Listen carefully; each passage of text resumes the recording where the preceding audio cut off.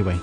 Basically, this generation is more liberal, more tolerant, more Democrat-leaning than the one before. It's not just because they're young. For another point of view, it's Hard News with Russell Brown and Wammo on Kiwi.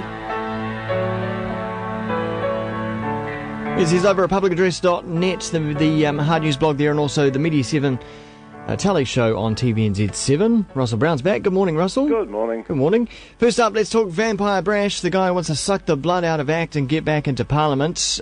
This morning, a wee bit of a love letter editorial to Brash from the New Zealand Herald this morning. It's a very strange editorial. It's quite oddly written because it refers to, among other things, David Garrett, but doesn't name him.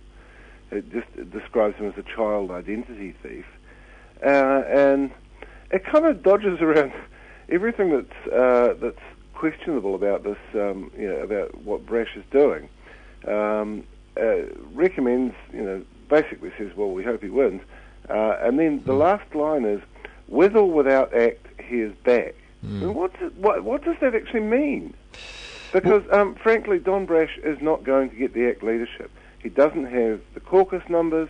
He's currently not a member of the ACT Party. He's a member of the National Party, and he just appears to have completely miscalculated.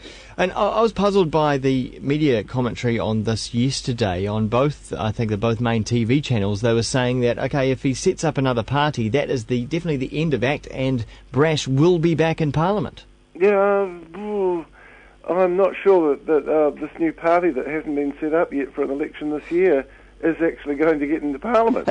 Are media commentators completely misreading Brash's actual support out there? I wonder if they are, actually, yes. Because, I mean, there is a vote for a neoliberal economic party, maybe.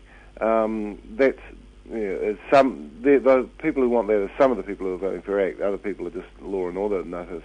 But once you start splitting that vote, and with all the the bad publicity that comes with an internecine squabble on the right, I really don't think that two parties contesting the same vote are going to do well. Yeah.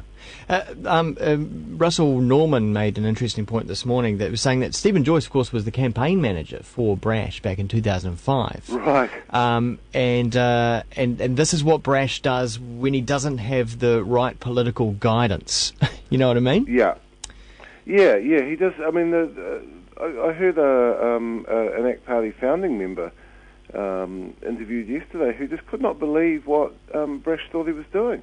I mean, seeking the leadership of a party,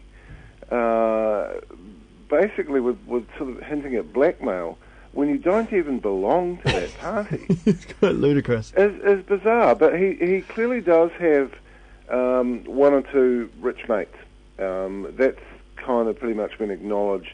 Someone paid for the poll in Epsom that showed that supposedly that John Banks would trounce Rodney Hyde in an electorate race. That was described as a long-standing admirer of Dr. Brash. So there's obviously someone there prepared to throw money in, but they obviously didn't quite budget for a strategist. Wouldn't you think, though, that the prospect of Banks and Brash back in central government would be enough to freak out a majority of the population? Yes, yeah. I mean, I've always been of the view that a proper neoliberal economic party, a kind of counterpart to the Greens, would actually be, of benefit to the Parliament. Well, like a Tea Party movement? Yeah, no, less loony than that, ideally, but a very dry, a socially and economically liberal party. But ACT has never been that. It's always been conflicted right from right from its birth. Because you've had people who are deeply socially conservative and want to string up minor criminals.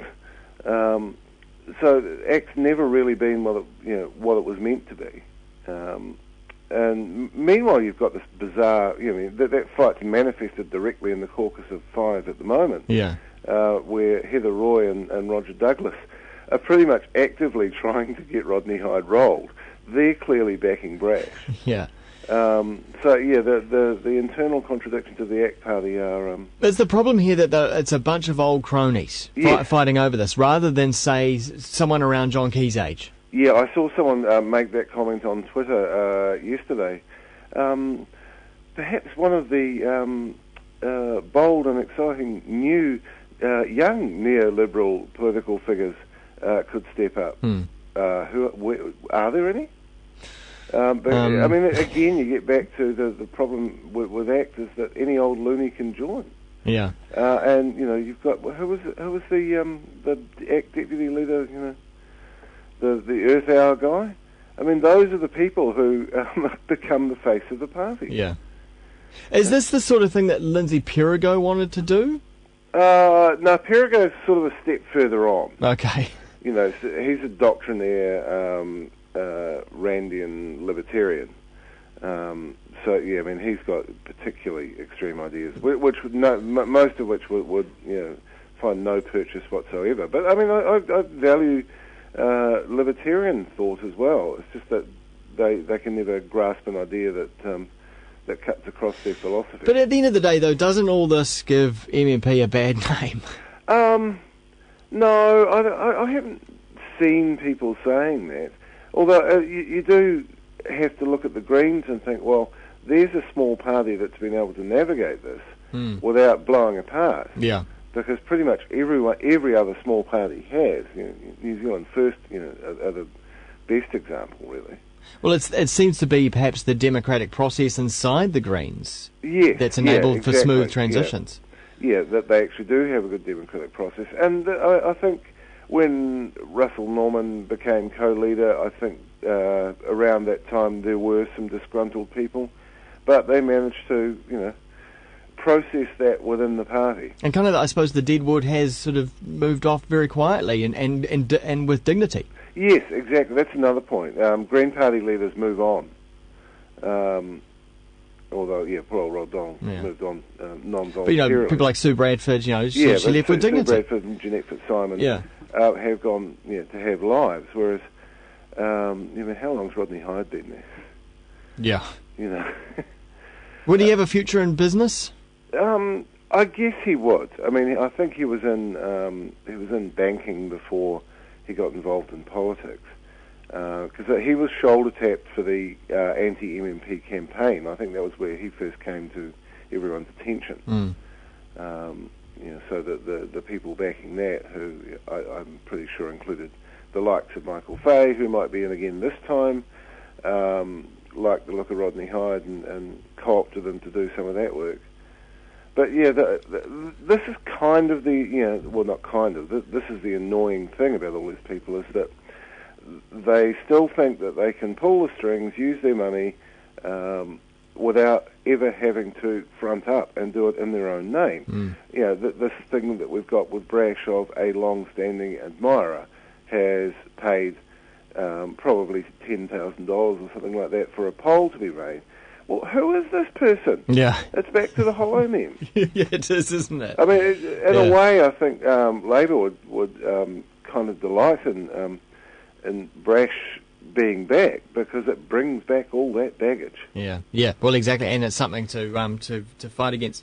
We've run out of time for SAS business, but you've written a marvellous post that I recommend people go and read up at publicaddress.net, all about the WikiLeaks in Guantanamo Bay. Yes, the new Metro magazine, apart from having a very funny column by Steve Blonius about people who comment in online discussions, also has a very important story by John Stevenson about the SAS in Afghanistan and the lies we have been told. Yeah, very well worth reading. That's what we're looking at on Media 7 this week Oh, as well. Indeed. So check that out tomorrow night. 5:09 on TVNZ7. Thanks, Russell. Righto. See ya.